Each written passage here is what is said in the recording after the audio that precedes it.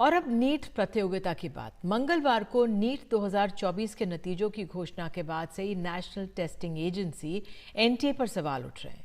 इस साल 13 लाख से ज़्यादा, करीब 23 लाख से ज़्यादा छात्रों ने नीट यूजी परीक्षा दी थी और इसमें से कुल 67 ने एनआईए के रैंक में एक स्थान लेकर टॉप किया है और 720 अंक हासिल किए। इसे लेकर सोशल मीडिया पर कई तरह के सवाल खड़े कर दिए हैं। इस बार कई छात्रों के 718 और 719 नंबर आ रहे हैं। 720 का पेपर होता है। जानकारों का कहना है कि मुमकिन नहीं है।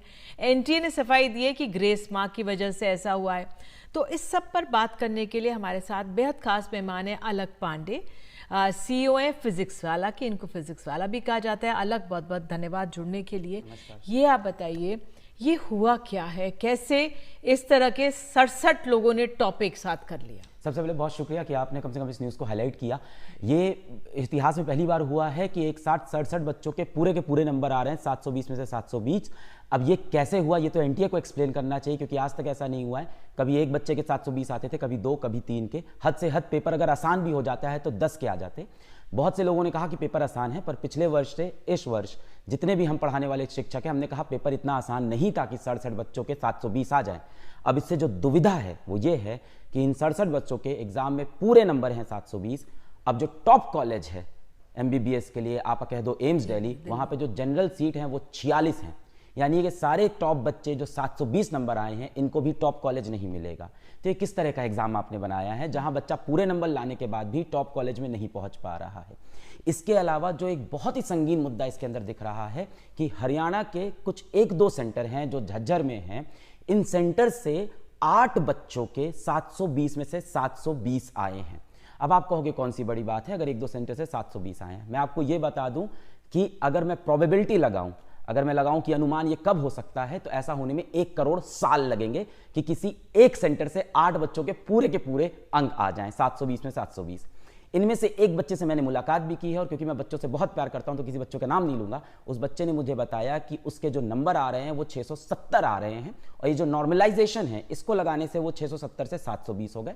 नॉर्मलाइजेशन का इनका कहना यहाँ पे ये है कि जिस बच्चे को पेपर देर से मिला या किसी कारण से गलत पेपर बढ़ गया, गलत कोड का पेपर मिल गया, तो उसका जो समय का नुकसान हुआ उसके एवज में हम उसको मार्क्स दे देंगे।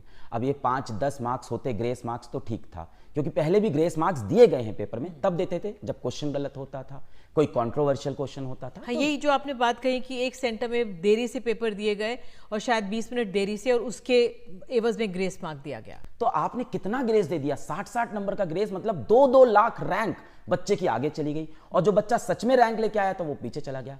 हम एनटीए से ये सफाई मांग रहे हैं कि कौन सा मेथड था पूरा ये नॉर्मलाइजेशन का, कितने बच्चों का नॉर्मलाइजेशन किया और कितने अंक दिए हैं, इस बात को क्लैरिफाई कर दे। इसके अलावा 4 मई को पटना के अंदर ये एफआईआर में दर्ज है, पटना पुलिस की एफआईआर में दर्ज है कि नीट का पेपर लीक हुआ। 13 लोगों को उन्होंने अरेस्ट किया। पहले उन्होंने बोला पेपर लीक है, अगले 2 दिन बाद बोला नहीं पेपर लीक नहीं, हम श्योर नहीं है, अभी हम मिलान कर रहे हैं। 1 महीना हो गया, 2 पेपर मिलाने में 15 मिनट लगते हैं। 23 लाख बच्चों का यहाँ पे फ्यूचर दांव पे लगा है। आप मेरे को 15 मिनट मेरे को दे दो, मैं मिला के बता देता हूँ पेपर सेम है कि नहीं। अब वो पेपर लीक कितने लोग के पास पहुंचा मुझे नहीं पता। तो ये इतिहास में पहली बार हुआ है कि नीट के अंदर जो कट ऑफ है वो इतना ऊपर चला गया है कि जो बच्चा पहले 650-640 नंबर लाके गवर्नमेंट मेडिकल कॉलेज पहुंच जाता था, आज वो रो रहा है, वो परेशान है। और वो बच्चा जिसके नंबर शायद 610 होने चाहिए थे या 590 होने चाहिए, वो 680 नंबर लेके गवर्नमेंट मेडिकल कॉलेज। बिल्कुल, जो ये अविश्वास इतनी प्रतिष्ठित प्रतियोगिता को लेकर, परीक्षा को लेकर उठाए, वो बहुत ही गंभीर है और चिंतनीय भी है, क्योंकि ये वो बच्चे होंगे कि जो भारी भरकम फीस देकर प्राइवेट मेडिकल कॉलेजेस में नहीं जा सकते। ये वो हैं जो इतना समय लगाकर इसमें आते हैं। आप इस समय बच्चों से क्या कहेंगे जिनका नहीं हुआ होगा, ये जो हुआ है ये परिस्थिति को देखकर, क्योंकि बहुत छात्र आपको सुनते हैं, आप उनको क्या कहेंगे इस समय? मैं उन बच्चों को यही कहूंगा कि आप एनटीए के ऑफिशियल ट्विटर हैंडल पे जाएं और उनसे कम से कम जवाब मांगे। हम देश के नागरिक हैं, हमें संविधान कम से कम ये हक देता है कि हम आपसे जवाब मांग रहे हैं। हम ये नहीं कह रहे कि ये आपकी जो प्रक्रिया है वो पूरी तरह से गलत है। आप ये जवाब दे दो कि कितने बच्चों का नॉर्मलाइजेशन किया है। क्या आपने 10,000 बच्चों का नॉर्मलाइजेशन किया है या आपने 10 बच्चों का नॉर्मलाइजेशन किया? 10 तो नहीं है, 8 तो उस सेंटर से दिख रहे हैं मुझको और अलग अलग जगह से। दूसरी बात, नॉर्मलाइजेशन में आपने मैक्सिमम कितने नंबर दे दिए हैं उस बच्चे को? तो एनटीए ने बोला है कि ये डिसीजन बेस्ड है एपेक्स कोर्ट के फैसले पे, यानी माननीय सुप्रीम कोर्ट के 2018 के फैसले पे। वो फैसला क्लैट के एक ऑनलाइन एग्जाम का है, उसको आपने नीट पे लगाया 23 लाख बच्चों के ऊपर, और आप डॉक्टर बना रहे हो। पूरे देश का भविष्य, मतलब डॉक्टर कितना इंपॉर्टेंट, कोविड में हमको उन्होंने बचाया, वो हमारे लिए एक एलिजिबल लोग होने चाहिए। तो मुझे लगता है मैं देश के बच्चों से यही कहूंगा कि हमें अभी जवाब मांगना चाहिए इस वक्त पे।